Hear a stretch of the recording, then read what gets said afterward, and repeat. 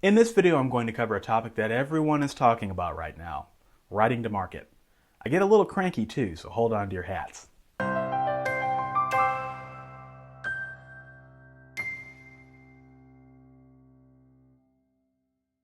Writing to market.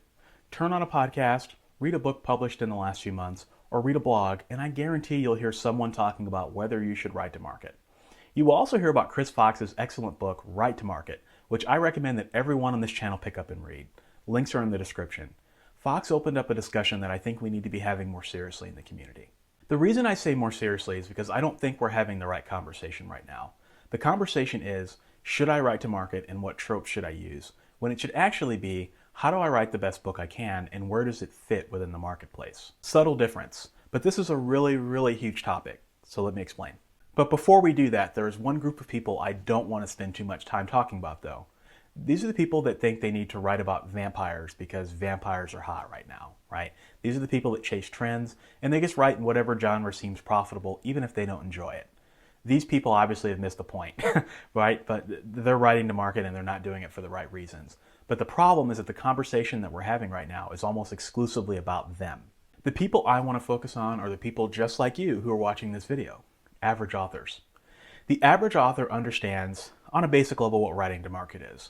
The average author has a basic understanding of genre and what readers want because they are readers themselves.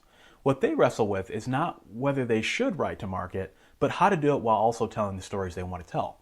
In other words, they believe in the intersection of art and commerce, but they just don't know what that looks like for their particular career. There are a lot of publishing professionals and indie authors out there saying, you have to write to market because if you don't, your books won't sell. I call it the all or nothing argument, and in my opinion, it's a myth. It used to be that if you wanted to get a story published, you had to go through a gatekeeper, i.e. a traditional publisher or agent. You had to send them a book synopsis telling them what your book was about. If they thought there was a market for your book, they would publish you. But if they didn't, then they wouldn't. And so authors had to learn how to write to market in order to get their books published. And even then, publishers weren't always correct in gauging the marketplace. There were and still are exceptions and examples of publishers and authors who took chances and reaped the rewards. Fast forward to today, where readers are the gatekeepers. Writers can write about much more and reach readers directly. Writers are also finding markets that have been underserved that traditional publishers never paid much attention to. Some writers are even creating markets. The game has changed, and it's the very reason that almost everyone watching this video is able to publish books in the first place. We pay lip service to this and we talk about it all the time, but at the same time we forget it. Let me put that in another way. It has never been a better time in the history of the world to be a writer. Writers can write about what they want and make money doing it, and yet we forget all this and stick to the methods of the past, methods that weren't even accurate in the first place. So let me repeat the all or nothing argument again to put this into perspective. You have to write to market because if you don't, your books won't sell. Remember that I'm not talking about the people that chase markets. I'm also not talking about the authors who write niche tales that literally have no market, like, a story about a brontosaurus falling in love with a stapler. Now, of course there's no market for stories like that, right? I'm talking about what I believe are the silent majority. Authors who are writing in identifiable genres and subgenres and just doing the best job they can. They may not think they are, but technically they're already writing to market. There may be one or two things in the book that, make it a little bit different, but honestly they're not that far off. And their books still aren't selling. And that leads me to the next logical extension of the all or nothing argument, which is the idea that you have to nail all the tropes in your genre. This sounds great on the surface, but when you actually think about it, it doesn't make any sense. First, a trope is defined as a significant or recurring theme or motif. In other words, it's something that pops up in the world of storytelling over and over. This can be in any kind of story, from a book to a movie to a play to even an anime. Tropes get such a bad rap these days. If you follow them, you're a sellout. If you don't follow them, then you're a nobody. But again, that misses the point, because whether you think so or not, your book is full of tropes. It's literally impossible to write a book without one. So the question is not, should I use tropes? That's irrelevant. There are tens of thousands of tropes, all perfectly valid and usable in any story. If you take two authors writing the exact same story idea, each author's story is going to be different because they're going to approach it in a different way. But if one author fails and one author succeeds, it's not going to be because one author used a certain trope and another did not. What matters is how the authors use the tropes. If you want to take that further, it's not even about the trope. It's about the author's level of craft. It's about execution. Tropes are genre agnostic. Therefore, it's not about nailing the tropes in your genre. You can use any tropes you want, guys. Authors have, can, and should be using any trope that suits their story.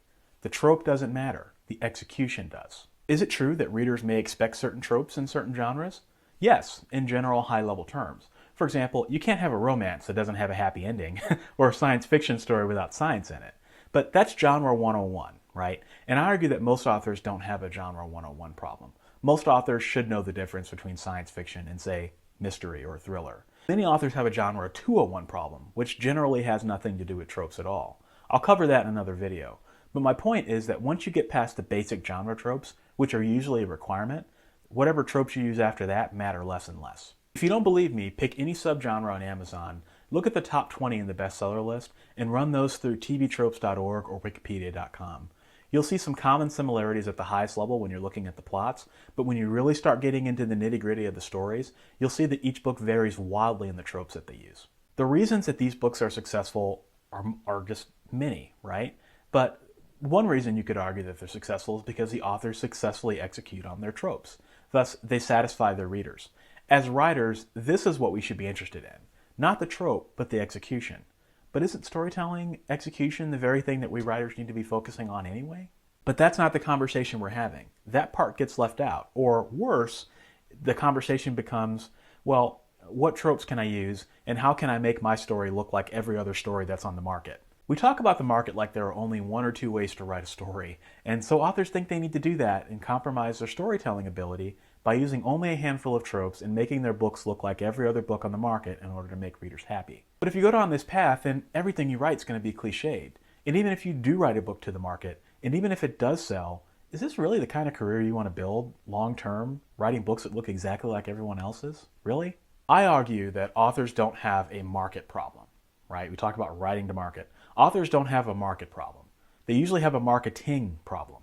If an author writes an original work that's hard to pin down to a genre, and that book doesn't sell, it's probably not because they didn't write it to market. It's usually tied to bad execution of a number of things, right? Writing craft, audience, the book cover, the quality of the formatting, book description, etc. It's a positioning question, not a market question. And there are many layers to positioning your book in a marketplace. Instead of talking about that, we default to, well, if you can't find a genre to your book, then maybe you should tweak it a little to make it more marketable. Once you go down that road, welcome to the penitentiary. It's the equivalent of author jail. My point is that whether you hit the market expectations or not, that's just one factor in your book's success. And there are many, many factors in a book's success, most of them unknowable to an author. If we knew what all those factors were, we'd all be bestsellers, right? The conversation I believe we should be having is not whether you should write to market, but where does your book fit within the market? When you ask that question, you have to answer it in marketing terms. It forces you to actually think about who your readers are rather than chasing people who you think will buy your book. It forces you to think about how to position your novel in the marketplace, whether it be with your book cover, your sample, your main character, etc. And most importantly, it allows you to write the books that you want to write without feeling bad about it. Do these things and you'll write to the market without even thinking about it. It'll be a non-issue for you. And you'll be writing works that are original and works that are only the works that you can write. That's how you want to build a long-term audience of fans who are fans of you, right? Not fans of the genre, but fans of you. It's easy to say, hard to do, I know. Learn how to run an author business. Learn genre. Learn tropes. Learn marketing. Learn reader expectations. But don't forget to be an artist. Stop following the herd and don't believe this all or nothing myth. You absolutely can build a business around being original and writing work that doesn't quite fit into the market. Because markets change. And remember, it's not really about the market. It's about branding and marketing.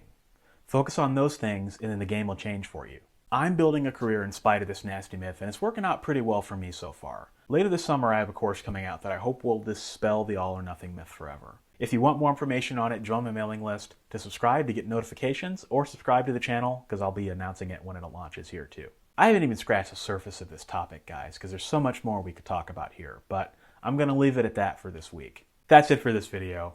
If this is your first time watching, I'd love to have you subscribe, and if this video helped you in some way, do me a favor and click the like button, and especially share it this week. Thanks for watching.